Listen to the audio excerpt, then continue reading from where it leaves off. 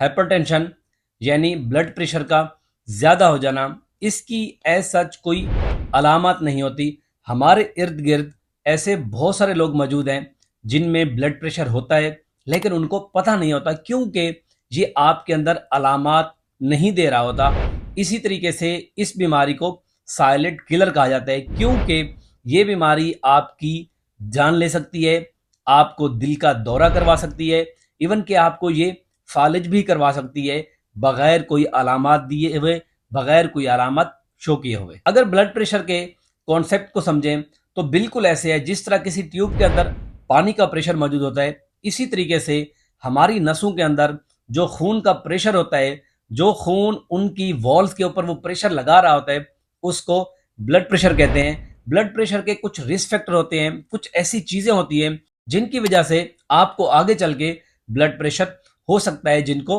Risk factor कहते हैं। अगर ब्लड प्रेशर के रिस्क फैक्टर की बात करें, मतलब ऐसे फैक्टर जिसकी वजह से आपको ब्लड प्रेशर हो सकता है, उसमें नंबर 1 है डायबिटीज। अगर आपको डायबिटीज है, शुगर की बीमारी है, क्योंकि शुगर की बीमारी भी आपकी वेसल्स को डैमेज करती है और ब्लड प्रेशर भी आपकी नसों को खराब करता है और उसको डैमेज करता है। अगर आप में डायबिटीज है तो आपको ब्लड प्रेशर हो सकता है। दूसरे नंबर के ऊपर होता है फैमिली हिस्ट्री। अगर आपकी वालिद को, वालदा को, भाई को या बहन को किसी को ब्लड प्रेशर है तो आप भी रिस्क पे हैं कि आपको भी ब्लड प्रेशर हो सकता है। और तीसरे नंबर के ऊपर होता है मोटापा यानी ओबेसिटी।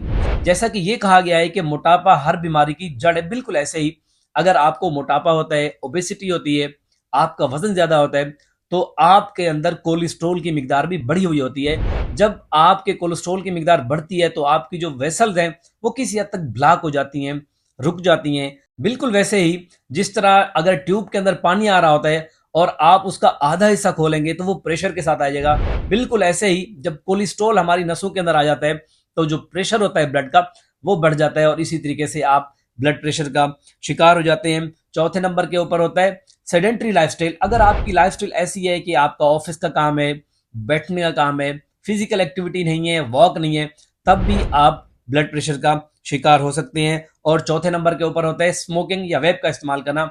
हमारी सोसाइटी में स्मोकिंग और वेप फैशन के तौर पे लिए जाते हैं, ये भी आपके ब्लड प्रेशर को बढ़ा देते हैं। और इसके अलावा ऐसे लोग जो शराब नोशी करते हैं, अल्कोहल पीते हैं, उनके अंदर भी हाई ब्लड प्रेशर बहुत कॉमन देखा गया है। और आखिर में जो लोग फास्ट फूड का इस्तेमाल करते हैं, आउटिंग करते हैं, कढ़ाई और जो चर्बी वाला खाना है उसका बहुत ज़्यादा इस्तेमाल करते हैं, तो ऐसे लोगों के अंदर ब्लड प्रेशर बढ़ जाता है। इन तमाम रिस्क फैक्टर में से कोई भी एक रिस्क फैक्टर अगर आपके अंदर मौजूद है तो आपको अपना ब्लड प्रेशर रेगुलर चेक करवाना चाहिए, देखना चाहिए कहीं आपका ब्लड प्रेशर बढ़ा नहीं हुआ। वैसे तो ब्लड प्रेशर की कोई खास अलामत या इसकी कोई स्पेसिफिक अलामत नहीं होती, लेकिन कुछ इसके साइन और सिम्टम होते हैं। इन अलामत में आपको सर दर्द का महसूस होना। अगर आपको बार बार सर दर्द होता है तो आपको अपना ब्लड प्रेशर लाजमी चेक करना चाहिए। और उसके बाद है सीने में दर्द का महसूस होना, आपको चक्कर का आना, सांस में मुश्किल होना या दुश्वारी का पैदा होना,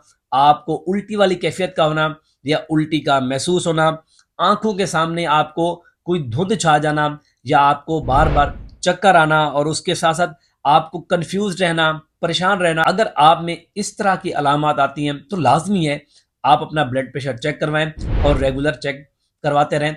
कुछ ऐसी चीजें, कुछ ऐसी अलामत है ब्लड प्रेशर की जो डायरेक्ट अलामत दिए हुए आपको कॉम्प्लिकेशन की तरफ ले जाते हैं, जिस तरह के आपको खुदा न खास्ता दिल का दौरा पड़ सकता है, आपको स्ट्रोक या फालिज करवा सकता है। ब्लड प्रेशर आपके गुर्दों को बुरी तरीके से मुतासर करता है। हमारे पाँव और हाथों की तरह जो गुर्दे होते हैं इनमें छोटी सी नसें मौजूद होती हैं, अगर उनमें प्रेशर बढ़ जाए तो वो उनको फिल्ट्रेशन को अमल को खराब करता है और इसी तरीके से आपके गुर्दे खराब हो जाते हैं और आपकी आंखों के ऊपर भी बहुत बुरा इफेक्ट पड़ता है। और आखिर में एक चीज हम तब कहेंगे कि आपका ब्लड प्रेशर बढ़ा हुआ है अगर आपका ब्लड प्रेशर 140/90 तक पहुंच चुका है, मतलब कि जो सिस्टोलिक ब्लड प्रेशर है वो आपका 140 और जो डायस्टोलिक प्रेशर है वो आपका 90 के ऊपर है, तो ये समझ लें कि आपका ब्लड प्रेशर बढ़ा हुआ है। लेकिन इस ब्लड प्रेशर बढ़ने पे जरूरी नहीं है कि आपका डॉक्टर आप में दवाई या मेडिसिन इस्तेमाल करे। हो सकता है आपका डॉक्टर आपको लाइफस्टाइल मॉडिफिकेशन का कहे, आपको वजन कम करने का बोले,